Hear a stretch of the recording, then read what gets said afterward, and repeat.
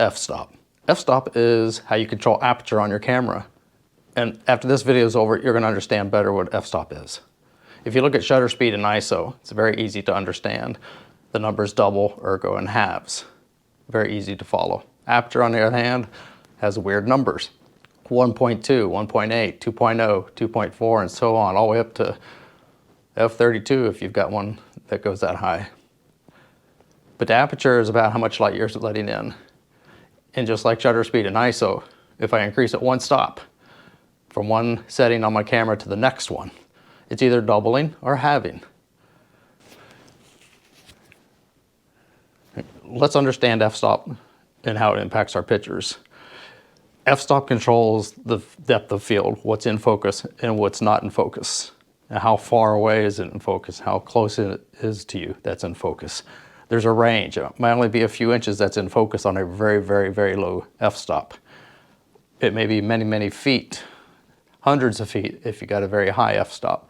So a small f-stop of 1.2, and it's going to have a very narrow depth of field, just a couple of inches. Whereas I may have a nose in focus and the eyes are out of focus. If I go to a higher f-stop like f11 and on my face is in focus, the entire face, nose, ears, eyes, everything will be in focus. But a low f-stop will cause things that are very close to each other to be out of focus.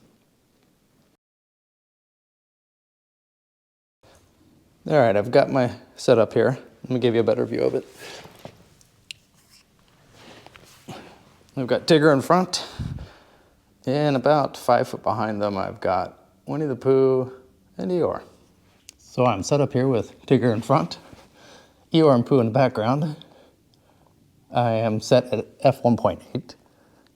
Let's take a picture of Eeyore. Let's take a picture of Tigger.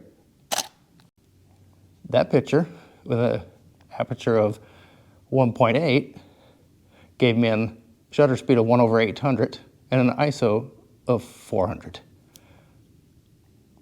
So let's go to the other end of the spectrum and go to f22 for my camera. That's the highest mine will go to, which is a very small aperture number. Let's take a picture of Tigger. And Tigger at f22 gives me a shutter speed of 1/50 and an ISO of 4000. But check out the difference between the two photos. If you look back at the first one, you will see that Eeyore and Pooh are hardly even recognizable, other than you would probably pick it out because Tigger's in the foreground and you would guess it's the same characters from the same show. But when you look at the f22 picture, you can clearly see that it's Eeyore and Pooh in the background. So that's the difference between a small aperture number of f1.2, which means a larger hole, a larger opening, versus a very high aperture number of f22 and a very small opening, and the difference you get in focusing. Now there's a lot more than what I just showed you.